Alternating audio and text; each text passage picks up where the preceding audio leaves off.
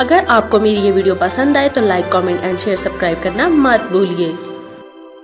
السلام علیکم دوستوں، میرا نام ہے پروشر شین اور میں پڑھنے جا رہی ہوں آج کا ناول جس کا نام ہے ضبط غم، جسے لکھا ہے فضا عادل نے اور آپ آواز سن رہے ہیں پروشر شین۔ جی تو میرا نام ہے پروشر شین۔ اس کے 41 پارٹ پہلے اپلوڈ ہو چکے ہیں اور آئی ہوپ کہ آپ سب لوگوں کو یہ ناول بہت زیادہ پسند آ رہا ہوگا۔ اس کے 42 پارٹ میں آپ سب کو ویلکم کرتی ہوں، تو چلیں شروع کرتے ہیں۔ ان کے امتحان شروع ہو چکے تھے مگر 3 ہفتوں سے شہزیب جمی کی طرف سے فکر مند تھا، کیونکہ اس سے آخری ملاقات کے بعد سے اس کا کچھ اتا پتہ نہ تھا۔ اس نے اس کے سب دوستوں سے پتہ کر لیا تھا مگر سب ہی پریشان تھے، کوئی نہیں جانتا تھا کہ وہ کہاں گیا ہے۔ پیپر شروع ہوئے تو سب کو امید تھی کہ وہ کم از کم پیپر دینے ضرور آئے گا، مگر وہ تب بھی ایبسینٹ تھا۔ سب نے سنجیدگی سے اس کو تلاش کرنے کا سوچا، کیونکہ جمی ان سب کا ہی جگر تھا۔ کچھ دوستوں نے مل کر اسے گھر جانے کا سوچا تھا، کچھ بارہا اس کا نمبر ٹریس کروا چکے تھے۔ شہزیب نہ صرف جمی کے لیے پریشان تھا بلکہ اسے ماورا کی فکر بھی پریشان کر رہی تھی۔ وہ اس کی زبان سے سب کچھ جان لینے کے بعد اسے وہاں سے آزاد کروانا چاہتا تھا۔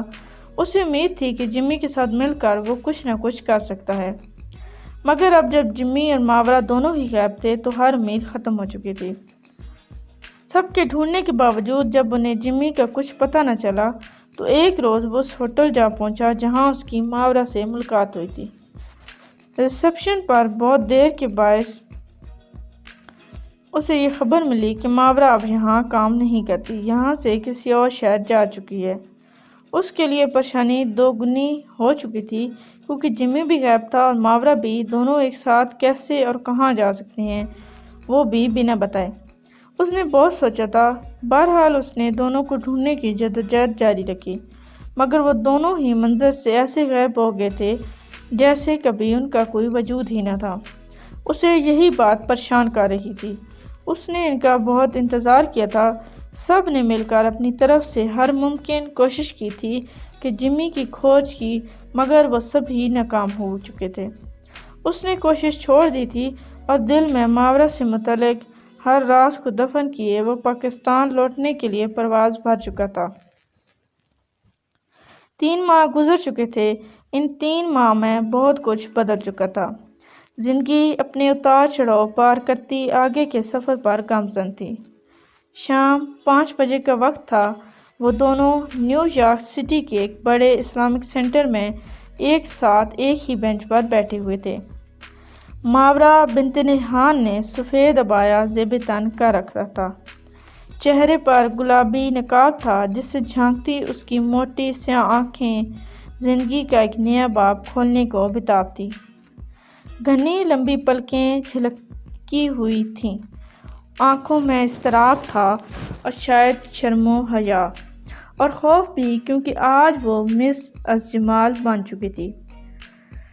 اس کے برابر میں بیٹھے جمال کے چہرے پر خط کٹی چھوٹی چھوٹی داڑھی اس کی شخصیت کو مزید نکھار رہی تھی۔ اس کے اپنے اندر اس لمحے ایک عجیب سی ہلچل اور شاید شرم بھی تھی۔ اسے نئی زندگی میں اپنی ذات کو لے کر کھلنے والا ہر نیا پہلو اسے بعض اوقات اپنے آپ میں ہی حیرت میں مبتلا کر دیتا تھا، کیونکہ گزشتہ زندگی میں اپنی ذات کو لے کر اس نئی آنے والی زندگی سے دور دور تک کوئی واسطہ نہ تھا۔ اس کی ذات میں ٹھہراؤ آ چکا تھا۔ جب انسان اپنے وجود کے ہونے کا مقصد پا جائے تو زندگی خود بخود پرسکون ہو جاتی ہے۔ وہ بھی پرسکون تھا، اس کے ہونے کا مقصد اسے مل چکا تھا۔ میں نے اپنی زندگی کے اس مختصر سے تجربے میں بہت سے بے دین لوگوں کو راہ ہدایت پر لانے کی کوشش کی۔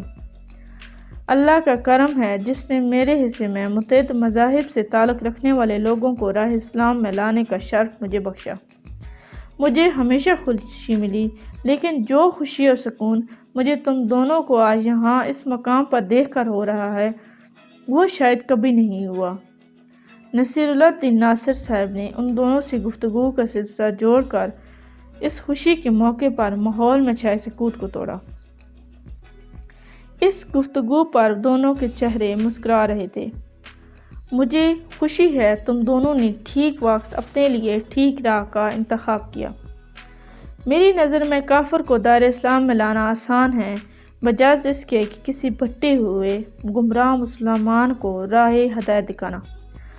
تم دونوں نے راہ ہدایت پا لی ہے۔ میری زندگی کی یہی سب سے بڑی خوشی ہے۔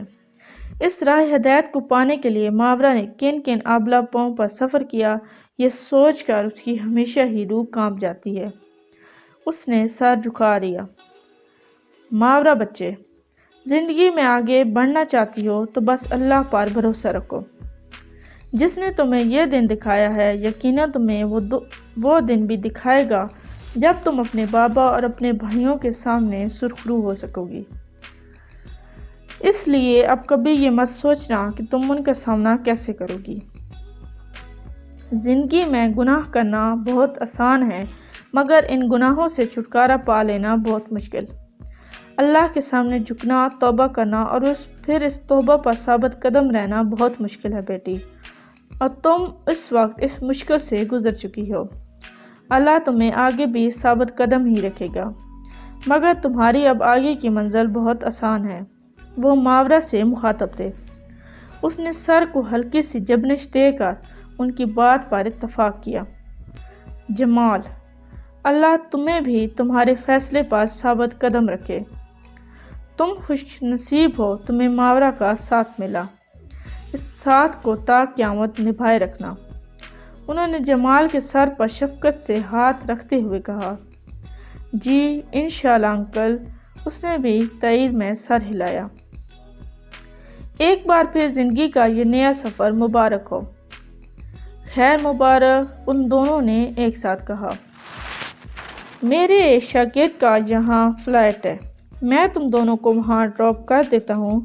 جب تک تم لوگوں کا کوئی اور انتظام نہیں ہو جاتا تم وہاں رہ سکتی ہو۔ ناصر صاحب اپنی کرسی سے اٹھ کھڑے ہوئے اور ان کے پیچھے وہ دونوں بھی ایک ساتھ اٹھے۔ چلو چلتے ہیں، وہ کہہ کر باہر کی طرف چل دیے۔ ماورا اور جمال ان کے ہمراہ تھے۔ ان 3 ماہ میں ناصر صاحب نے ان دونوں پر بہت توجہ دی تھی۔ وہ دونوں ہی حالات کے ٹھکرائے ہوئے تھے، جنہوں نے ایک بہتر سہارے کی ضرورت تھی جو ناصر صاحب کی صورت میں ان کو مل چکا تھا۔ ناصر صاحب نے ان دونوں پر بہت محنت کی تھی، یہی وجہ تھی کہ بہت کم وقت میں بہت کچھ سیکھ گئے، اور ان کی اپنی بھی لگن کا نتیجہ تھا۔ وہ خود کو مسلمان کہتے ہوئے عار محسوس نہیں کر رہے تھے۔ 5 وقت نماز کے علاوہ وہ صبح شام قرآن پاک کی بھی باقاعدگی سے تلاوت کرنے لگے۔ ناصر صاحب نے فقہ اور حدیث کی کچھ کتابیں ان کو تحفتاً دے دی تھیں جو فارغ وقت میں وہ پڑھتے تھے۔ اس کے علاوہ قرآن بترجمہ تفسیر کے DVD کیسٹ دونوں نے ہی خرید کے رکھ لی تھی۔ ان کے وہ مخصوص وقت جو گزشتہ زندگی میں انہوں نے ناچ گانوں کے لیے مخصوص کر رکھے تھے اب قرآن کی تفسیر سننے میں وقف کرنے لگے تھے۔ اس میں ایک اپنا ہی سکون تھا جو دونوں نے ہی زندگی میں پہلی بار محسوس کیا تھا۔ جہاں اتنا سب کچھ بدل گیا تھا وہیں جمال کو اپنے اندر ہونے والی ایک اور تبدیلی بھی محسوس ہوئی تھی، اور وہ یہ کہہ کر اندر ہی اندر اس کا دل ماورا کی چاہت میں مبتلا ہو چکا تھا۔ یہ اس کی زندگی کی پہلی چاہت تھی جس پر اس کا دل کیا کہ اسے جائز طریقے سے حاصل کر کے اپنی زندگی میں یوں شامل کر لے کہ اپنی باقی کی زندگی اس کے ساتھ گزر جائے۔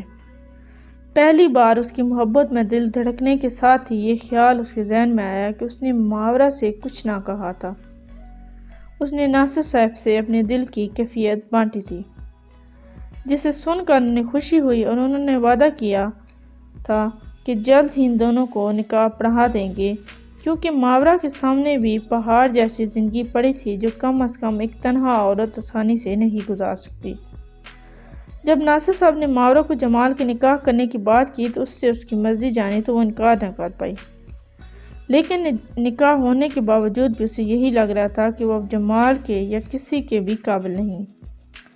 یہ بات اس نے اپنی زبان پر نہیں لائی تھی، دل میں رکھے بیٹھی تھی۔ اس کی خاموش اور پریشانی کی بابت ناصر صاحب کو سمجھ آ گئی تھی کہ اس لیے انہوں نے نکاح کے بعد اسے سمجھایا تھا۔ گاڑی ایک بلند بالا بلڈنگ کے انڈر گراؤنڈ پارکنگ میں جا کر رکی۔ وہ تینوں گاڑی سے نیچے اترے اور ایک بار پھر وہ دونوں ناصر صاحب کے ساتھ چل دیے۔ لفٹ بلڈنگ کے چھٹے فلور پر رکی تھی کہ وہ انہیں ایک فلیٹ کے پاس لے گئے۔ چابی ان کی جیب میں تھی جس سے انہوں نے دروازے کا تالا کھولا۔ اندر چلو۔ وہ دونوں آگے پیچھے فلیٹ کے اندر داخل ہو گئے۔ یہ ایک اعلیٰ طرز کا فرنشڈ فلیٹ تھا۔ دونوں نے ہی ایک ہی نظر میں فلیٹ کا جائزہ لے ڈالا تھا۔ ناصر صاحب پہلے دیکھ چکے تھے اس لیے سیدھا ٹی وی لاؤنج کی جانب چل دیے۔ ان دونوں نے اپنے ہاتھوں میں پکڑے بیگز فلور پر رکھے۔ یہ تم دونوں کا فلیٹ ہے، یہاں رہو جب تک کوئی اور بندوبست نہیں ہو جاتا۔ یہاں ضرورت کی ہر شے موجود ہے، کچھ چاہیے ہو تو نیچے مارکیٹ سے ایزیلی مل جائے گا۔ کچھ وقت ایک دوسرے کو دو اور فیوچر کو پلان کرو کہ آگے کیا کرنا ہے۔ میں اب چلتا ہوں، میرے آدھے گھنٹے بعد فلائٹ ہے، مجھے اسپرنگ ویلی کے لیے نکلنا ہے۔ کوئی بھی مسئلہ ہو مجھے کال کر کے بتانا، اوکے؟ اوکے انکل، ان دونوں نے ایک ساتھ جواب دیا۔ خوش رہو دونوں۔ انہوں نے مسکرا کر ماورا کے سر پر شفقت سے ہاتھ پھیرا اور جمال کو گلے لگا کر فلیٹ کی چابی سے تھما دی اور وہاں سے نکل آئے۔ ان کے جانے کے بعد وہ دونوں کافی دیر ڈائننگ روم میں خاموش بیٹھے رہے۔ خاموشی کا طویل وقفہ نہ جانے کتنے پہرے دنوں کے درمیان حائل تھا، مگر رشتہ ازدواج میں منسلک ہونے کے بعد یہ خاموشی کب تک حائل رہ سکتی تھی؟ خاموشی ٹوٹ گئی تھی۔ اب تک کے لیے اتنا ہی، ملتے ہیں نیکسٹ پارٹ میں، تب تک کے لیے اللہ حافظ۔ Please like, subscribe and share our channel and press the bell icon for more videos.